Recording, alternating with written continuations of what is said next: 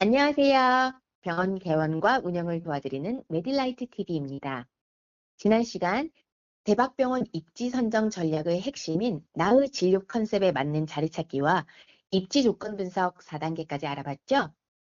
그 다음 4단계가 무척 궁금하실 것 같아 따끈따끈한 영상과 함께 얼른 돌아왔습니다.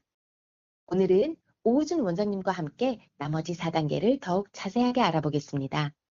안녕하세요, 원장님. 반갑습니다. 안녕하세요. 오우준입니다.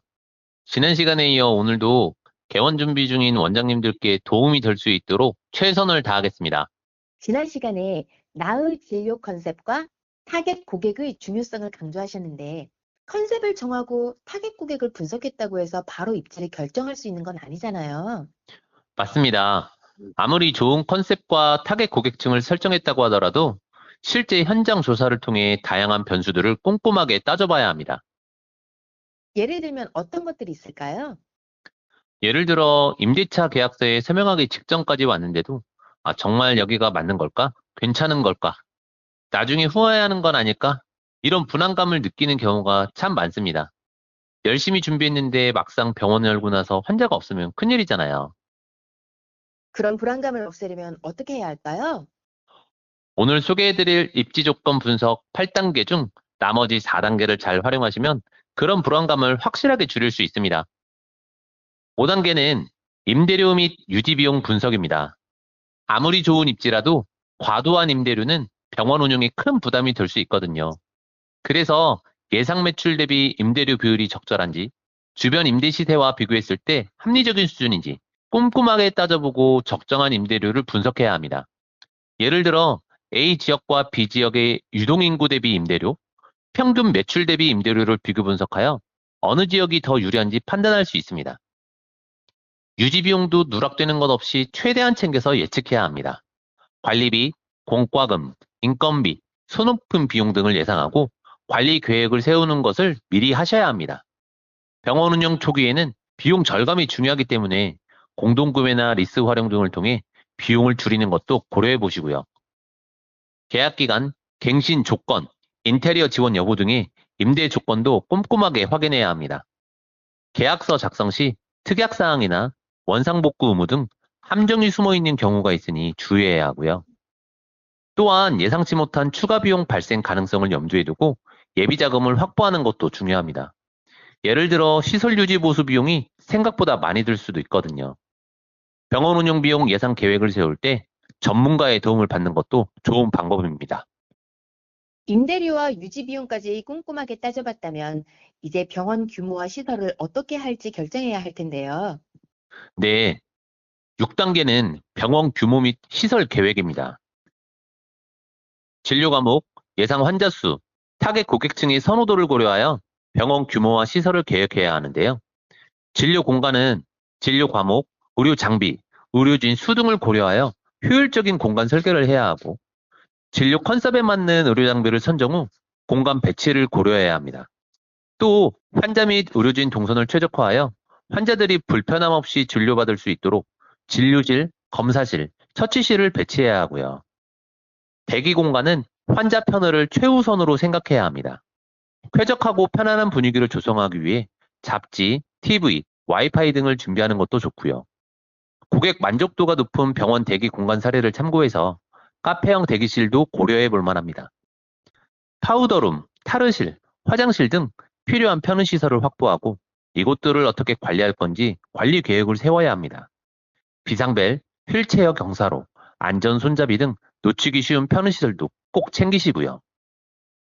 병원 규모와 시설도 중요하지만 환자들이 얼마나 편리하게 병원을 방문할 수 있는지도 중요하죠. 네, 맞습니다. 7단계는 주차 및 접근성 확보입니다. 병원 방문 환자들의 편의를 위해 주차 공간 확보 및 접근성을 꼼꼼하게 확인해야 합니다. 2단계에서 본 타겟 고객층 접근성과 일맥상통하는데요. 2단계가 타겟 고객층에 다가갈 수 있는 병원의 위치를 파악하는 것이라면 7단계는 환자분들이 우리 병원에 어떻게 더 편리하게 올 수 있도록 하는지가 포커스입니다. 그러려면 이미 언급되었듯이 충분한 주차 공간을 확보해야 합니다. 주차 편의성을 높이기 위해 기계식 주차장이 아닌 고객님이 주차하시는 자주식 주차장이나 발렛 파킹 서비스를 제공하는 것도 좋은 방법입니다. 주차 공간이 부족하거나 주차 요금이 과다하면 환자들의 불만이 높아질 수 있다는 점을 염두에 두고 주변 주차장과 협의를 미리 해 놓으시는 것도 좋습니다. 대중교통 접근성은 말할 필요도 없지요. 지하철역이나 버스 정류장과의 거리, 이용 편의성을 확인하고 내원 시 이용할 교통편 정보를 제공하는 것도 좋습니다. 장애인과 노약자의 접근성도 고려해야 합니다. 휠체어나 유모차를 이용하는 환자들을 위해 경사로와 엘리베이터 등 편의시설을 마련하고 장애인, 노인, 임산부 등의 편의 증진 보장에 관한 법률을 준수해야 한다는 점도 잊지 마시고요. 그럼 마지막 단계는 뭐죠? 마지막 8번째 단계는 법적 리스크를 최소화하고 안전하게 개원을 준비하는 단계입니다. 병원계는 의료행위와 사업적인 측면이 결합된 분야이기 때문에 관련 법규와 규정을 꼼꼼하게 확인하고 준비해야 합니다. 입지 선정을 고려할 때 대부분 임대차 계약서를 작성하는 경우가 많은데요. 추후 발생할 수 있는 여러 상황에 대비해서 관련 서류를 잘 확인해야 됩니다. 건축물 대장, 등기사항 증명서, 토지 이용 계획 확인원, 임대인의 재무 건전성을 확인하는 서류 등을 꼼꼼히 분석해서 추후 예상하지 못한 상황에 대비를 하셔야 됩니다. 그리고 당연히 의료법을 준수해야 하는데요. 의료기관 개설 요건, 의료 광고 규제 등을 꼭 확인해야 합니다. 의료법을 위반하면 행정처분을 받을 수 있으므로 꼭 주의하시고요. 의료기관 개설 신고 시 건물 용도, 불법 건축물 여부, 소방 안전 규정, 장애인 편의시설 규정 등 관련 내용을 철저히 체크하는 것도 필요합니다. 와, 오늘 오우준 원장님 덕분에 병원 입지 선정에 필요한 8단계 전략까지 제대로 마스터할 수 있었습니다. 오늘의 키워드는 꼼꼼함이 아니었나 싶네요. 그 정도로 미리 확실하게 챙겨서 준비하셔야 할 부분들이라는 것을 강조드렸던 거고요. 저도 개원을 해보고 선후배님들 개원 준비 상담을 해드리면서 보니 아무리 미리 챙긴다고 해도 그때그때 상황마다 예상치 못했던 일들이 생기더라고요. 그래서 지난 시간과 오늘 말씀드렸던 부분은 최소한으로 미리 꼭 챙기셨으면 합니다. 꼼꼼한 병원 컨셉과 입지 분석은 개원 성공을 위한 필수 과정입니다. 오늘 내용 꼭 기억하셔서 개원 준비하시는 원장님들 성공적으로 개원하시기 바랍니다. 네, 원장님 말씀처럼 철저한 준비만이 성공적인 개원을 위한 지름길이겠죠? 시청하시는 원장님들 오늘 내용을 꼼꼼히 정리해서 꼭 활용해 보시길 바랍니다.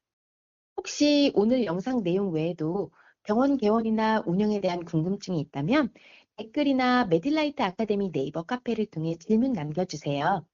오 원장님께서 직접 답변해 주실 뿐 아니라 더 깊이 있는 정보를 얻을 수 있는 다양한 자료들도 준비되어 있습니다. 네, 제가 겪었던 9년간의 개원 준비, 5년간의 병원 운영, 그리고 2년 넘게 메델라이트 아카데미를 준비하며 얻은 다양한 경험과 노하우를 바탕으로 원장님들의 성공적인 병원 개원과 운영을 도와드리며 보람을 느끼고 있습니다.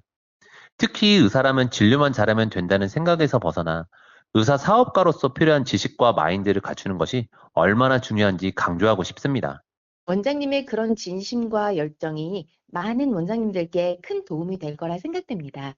오준 원장님, 오늘도 감사합니다. 네, 감사합니다. 구독과 좋아요 잊지 마시고 다음 시간에도 도움이 되는 정보와 함께 하겠습니다. 감사합니다.